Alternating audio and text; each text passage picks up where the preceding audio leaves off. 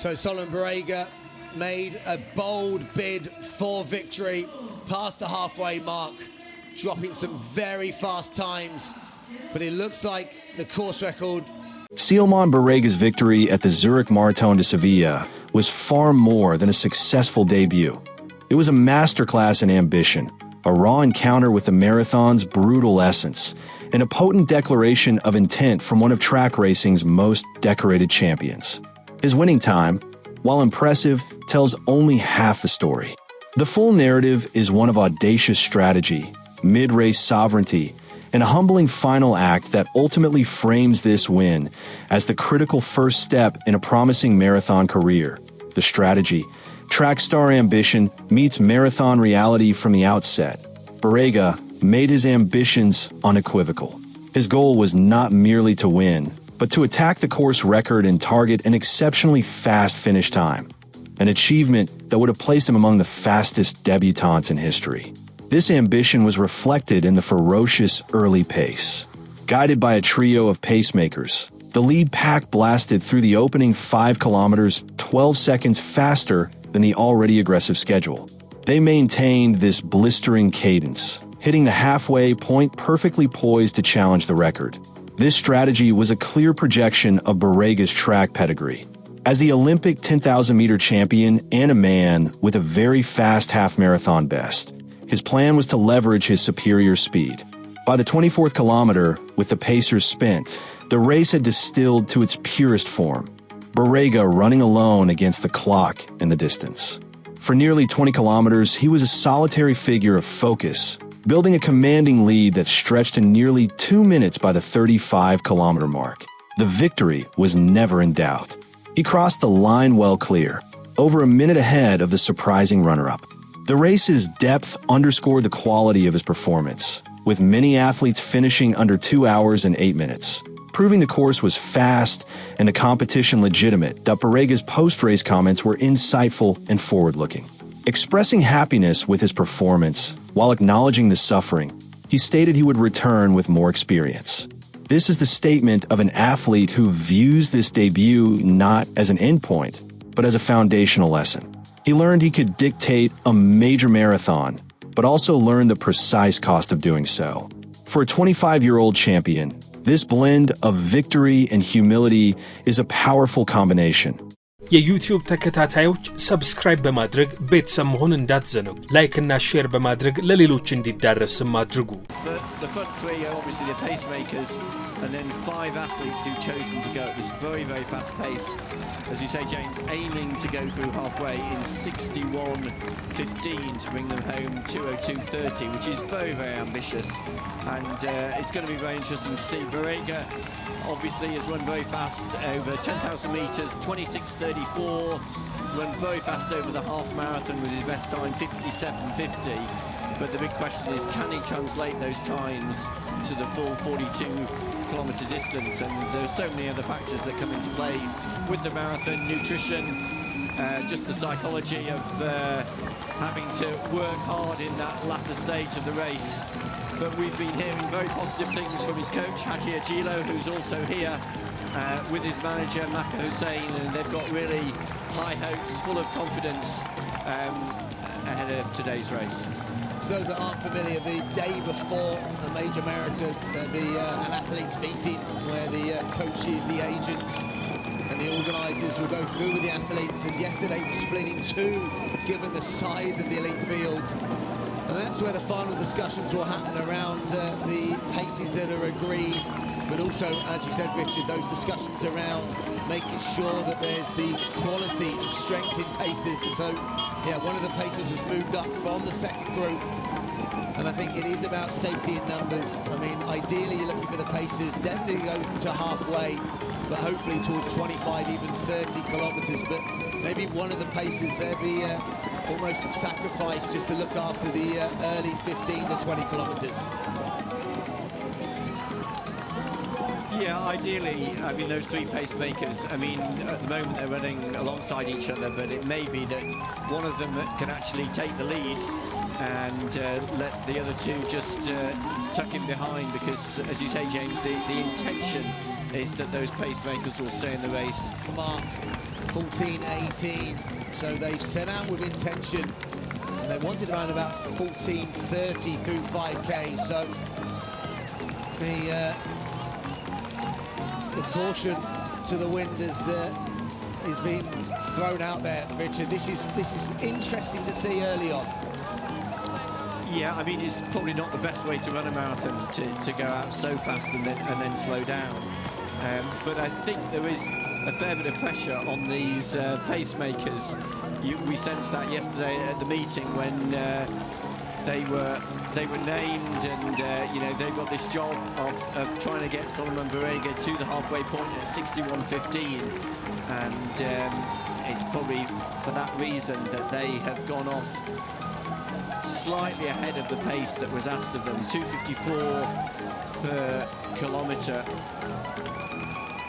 would get them to halfway at 61:15. Well, they're operating more like 60:45 at the moment, if not a little bit faster. Also in that leading group with Berga is one of his training partners. He as I mentioned, he's coached by Haji Ajilo, and Haji coaches some of the world's top marathon runners from Ethiopia. We mentioned Reda Galeta, who won here last year. He's also part of Haji's group. Adisu, who ran today the Daegu Marathon, also in that group, and the tall green-vested athlete there, Gosa Ambalu Chala, he is also in Haji's group. Another well-known in the blue Adidas colours, she's running her debut. Anchinalu Dessie, coached by another well-known Ethiopian coach, Gemadu Degafo. She's just running just behind the other former Ethiopian athlete now competing for Bahrain, Dalia Abdul Qadir.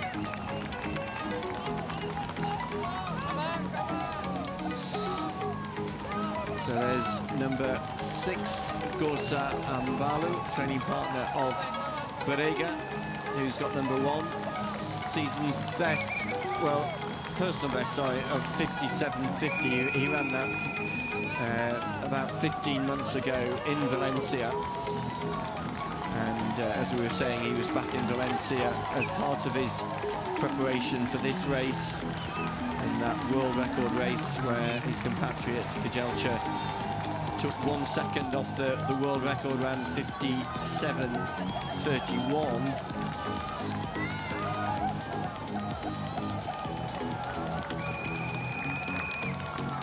So 20 minutes on the race clock here. The pacemakers just checking their watches. The 5 athletes with 3 paces early on. Dennis Kibet is one of those paces there, and Vincent Kamayo, interested, he ran a 2:13 marathon himself in January this year, but I wonder whether he was doing a spot of pacemaking that day. He's a 27:21 10k athlete. Swanzo Cheriot is the 3rd of the pacers at the front of this group, the 3 Kenyans. Have gone out with intent over the first 5-kilometre split that we were fed through.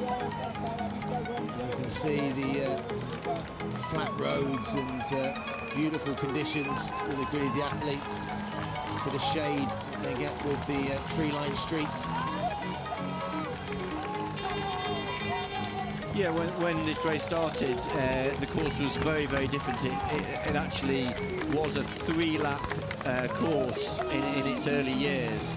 And one of the things that the organisers have done in the last 10 or 12 years is not only to make it a 1-lap course, but to take in many of the famous sites and monuments of the city, which we'll be seeing later on. At the moment, they're in one of the quieter parts of town, going through the commercial district. They're going to pass by the Torre Sevilla, the Seville Tower, which is right. Broken 60 minutes. Reminds me of the brilliant Callum Hawkins. Himself ran 60 minutes flat, I think, maybe even twice.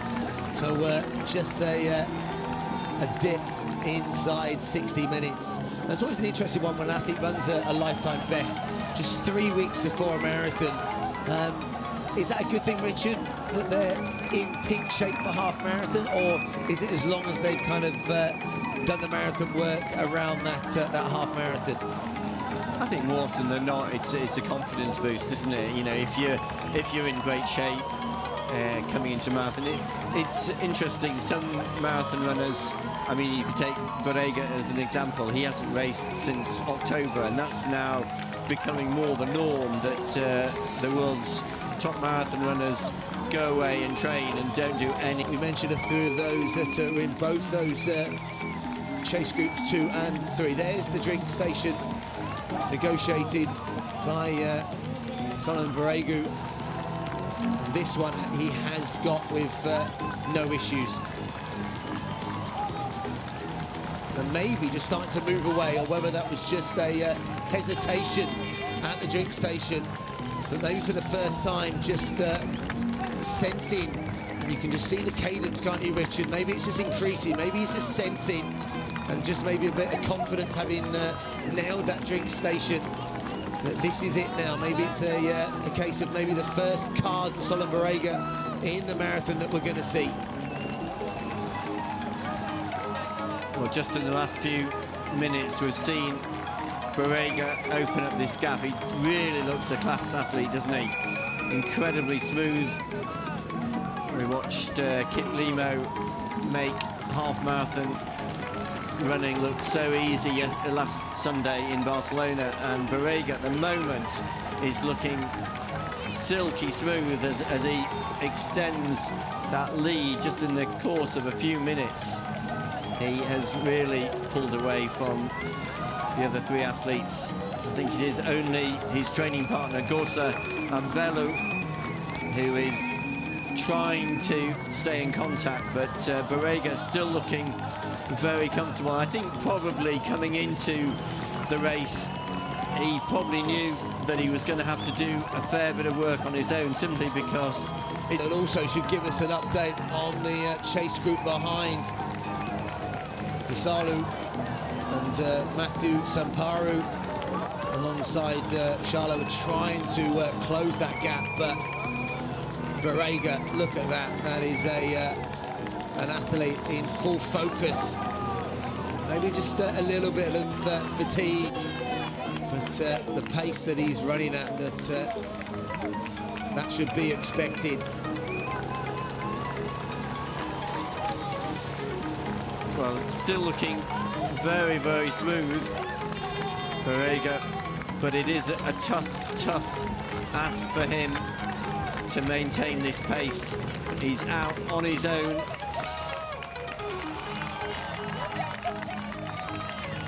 Operating at this 2:02 5k split, James. I think it was what we had up on the screen there, 14 minutes and 18 seconds. The previous 5k, 14 minutes and 38 seconds. So he's covered the last 10k between 20 and 30k in under 29 minutes. And the 5k from 25k to 30k, one of the fastest of the race, very close to that opening 5k, which was a little bit too fast. But Berga now well clear, and the question now, 31k, just over 11 kilometers to go. There's the blue gantry for Real Betis. 11 kilometers of running. Berga still looking super good. Very, very Charlo's back by 32 seconds, Richard. Also Matthew Samparu, the Kenyan, is having a blinder of a race. Those two are locked in second and third, but yeah, they are 32 seconds adrift of Selemon Barega, and Berga looks like he's getting faster and faster. You're right, 14 minutes and 18 seconds for that last 5 kilometers. It matches the quick first 5 kilometers, as there's the beautiful stadium of Real Betis, and the cheers that they get. I don't think they play until tomorrow night, so they're down, I think, in 8th place in the Liga, but they will obviously be happy that they're, I think, 5 places ahead of Sevilla in the league table. But there you go, there's 30 kilometres on the screen in front of us, and there you go, confirmation of that 32 seconds to the chasers behind. Charlotte and Matthew Tafere is the athletes giving chase, but at the moment Barega is on his way, and you can see that that gaps behind are growing and becoming more pronounced, and going back, that big group back in 5th place, I think, led by Deshaya. They've got Gabor Selassie still in that group, the former world champion.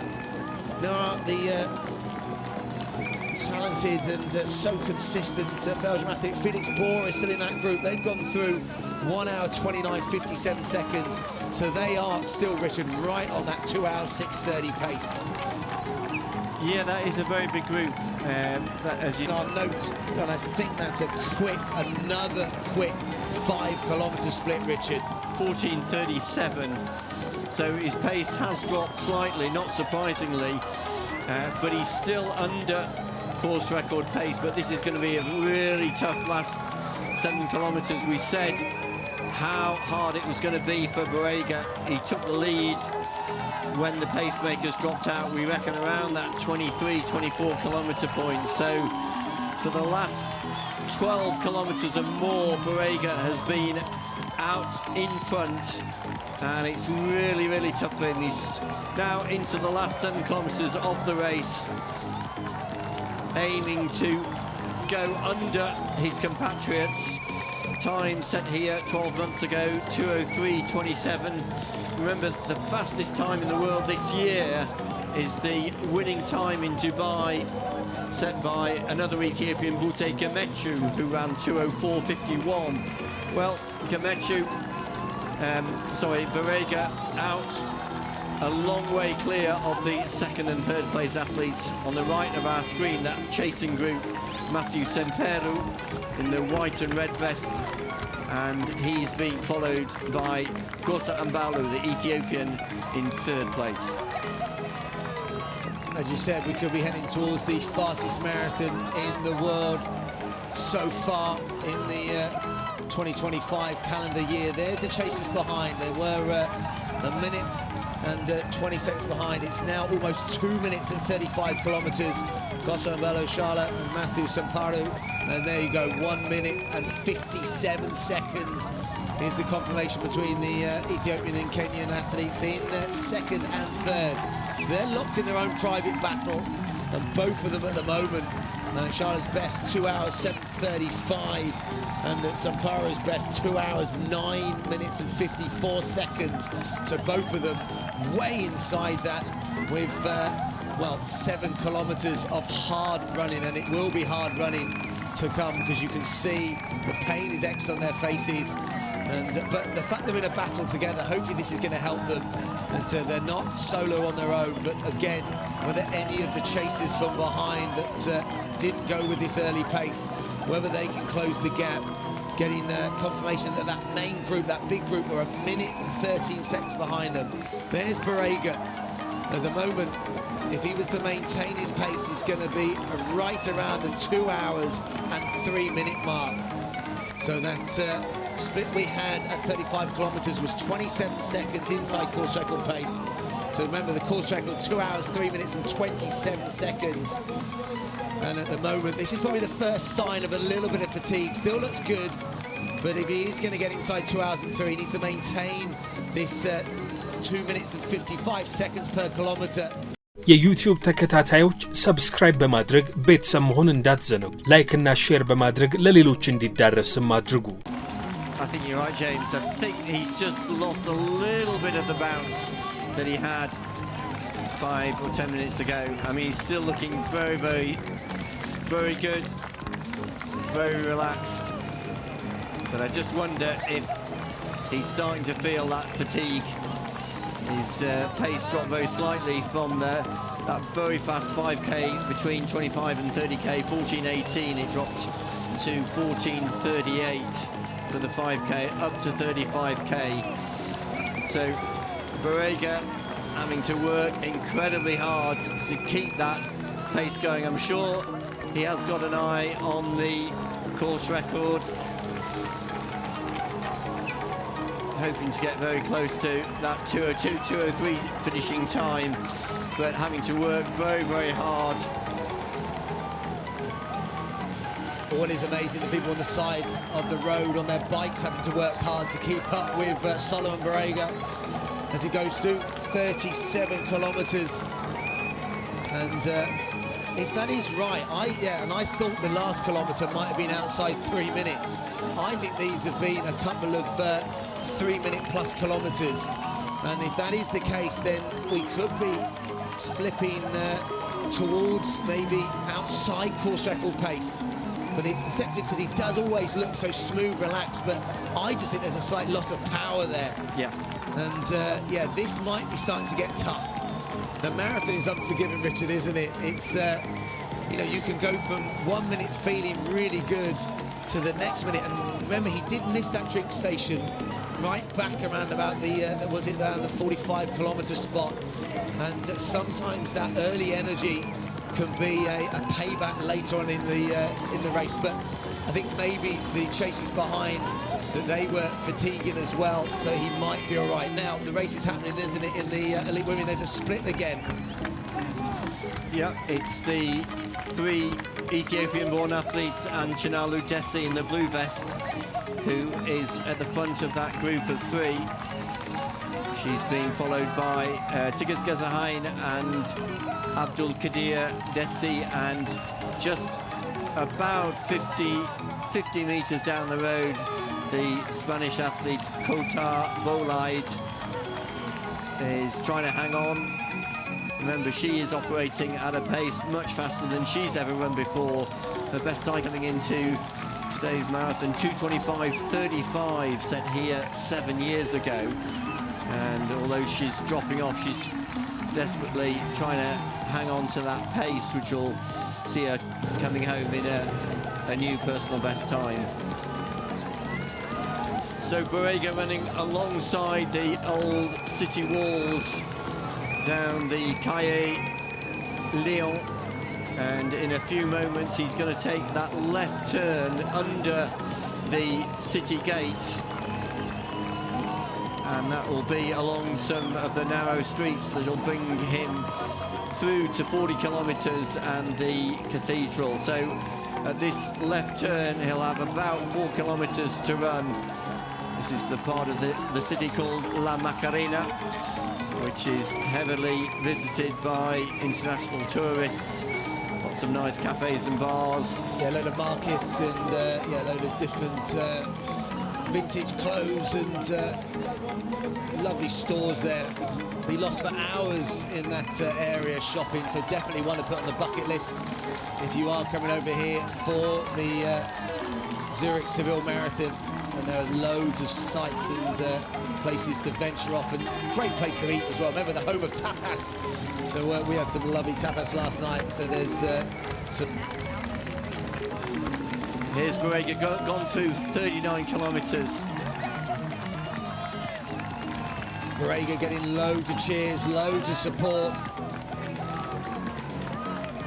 Well, James, I think your suspicion has been proved to be the case, because those last 3 kilometres have been well outside 12 minutes, and he's really dropped off that very fast pace that he was running between 25 and 35 kilometres. And it happened so dramatically. It was almost the loop round the square is almost entered it as if he was powering his way to victory, and then since exiting it has just slowed, but that gap is or was 2 minutes, and then there was a big gap of around about another minute back to the main group.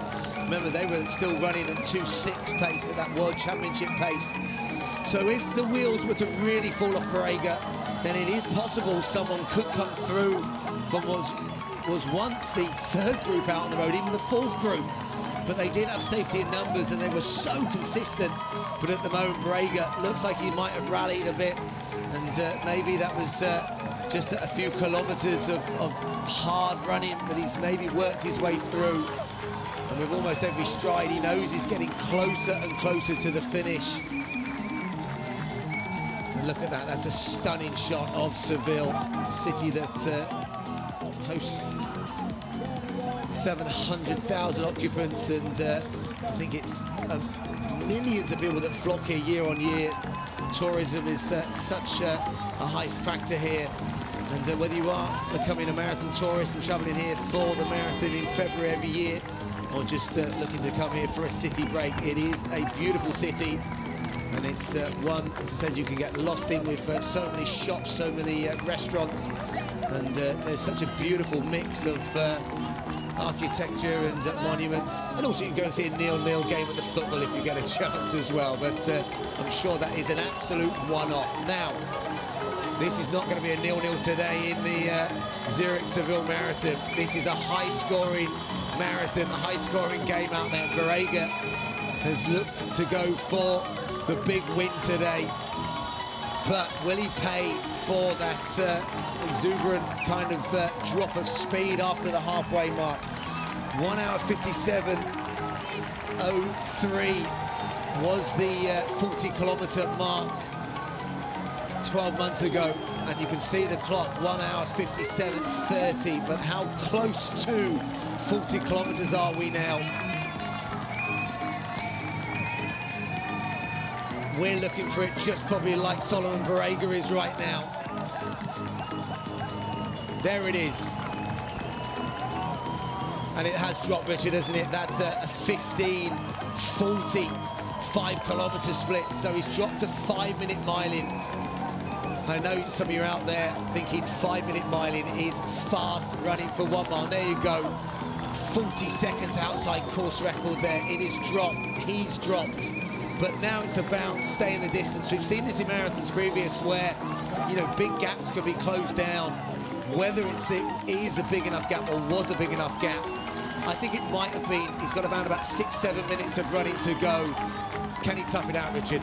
Yeah, I mean, I think he's certainly well enough clear. I think he had around 2 minutes on the second and third athlete. So I don't think that he's going to lose his lead. I think he will be disappointed that he's fallen off that pace, which would have seen him come home in a new course record. So I think, as we suspected, it was just so tough for him to run so much of this second half of the race on his own, and he has really struggled over the last 5 kilometres. His last 5 kilometres here, we can see, has been his slowest, 15:40 for that 5 kilometres up to 40k. But he's certainly got a big enough lead to win this race. I think he's going to still win it comfortably, even though, as you've said, James, he has slowed quite considerably just in the last 10 minutes. He's going to leave this cathedral area in a few minutes' time and then go back onto the Maria Luisa Avenue, which will take him back down to the river. But you just see that smooth cadence and rhythm that he had 15-20 minutes ago has lost him. And there's a nice view of the river in the distance, which he's heading back to now, the cathedral in the foreground, and then the avenue heading back down to the Guadalquivir River, where the start and finish is staged. Lovely shot there, Richard, isn't it, of the cathedral in the backdrop of Selemon Barega, who's now 2 hours of running into the 40th edition of the Zurich Seville Marathon. And fatigue is when the pacemakers dropped out at that 23-kilometre point. I think had they been able to stay in the race for another 5 or 6 kilometres, we wouldn't be seeing what we're seeing now. Barega, really, the wheels have come off just in this last 1 or 2 kilometres, and Barega about to make his final turn back down onto the Paseo de la Delicias. Well, he's still almost 2 minutes clear of the second place athlete, so it's going to be a win on his debut, but some disappointment, I think, for Barega, not being able to maintain that very fast pace that he was operating at up until 30 kilometres. There he is, through 42 kilometres, under 200 metres to go with the finish line in sight. So Selemon Barega made a bold bid for victory, past the halfway mark, dropping some very fast times. But it looks like the course record slipped away over the last few kilometres as he slipped outside 3 minutes per kilometre. But I tell you what, it's still a very impressive debut. He'll obviously have to go back and tinker a few things with his coach. But what he will be is delighted to take the title here as we welcome home the Zurich Seville Marathon champion for 2025, Selemon Barega. 2 hours, 5 minutes and 14 seconds. Richard, that was a hard last 7 kilometres. It was quite painful watching, wasn't it, those last few hundred metres as the wheels came off. A good win for Berga, but some disappointment in terms of his time. Well, here's the second place athlete. Well, whether that's Matthew Siparu, who was up there for a long time in the race and dropped back and battled, but keep an eye on that world qualifying mark. We're looking at 2006:30. Maybe not for the Kenyan athletes, but for some of those chasing behind Richard. There's going to be a battle now for the podium. I think this is the Ethiopian athlete, Adisu Tesfahun. We'll see if we can pick him out. He went through 40 kilometres, about 2 minutes down on Berga. He's probably run those last 2 kilometres a little bit faster than Berga. So, second place athlete, Adisu Tesfahun Tafere from Ethiopia. So it's a 1-2 for Ethiopia. Could be also a 1-2-3.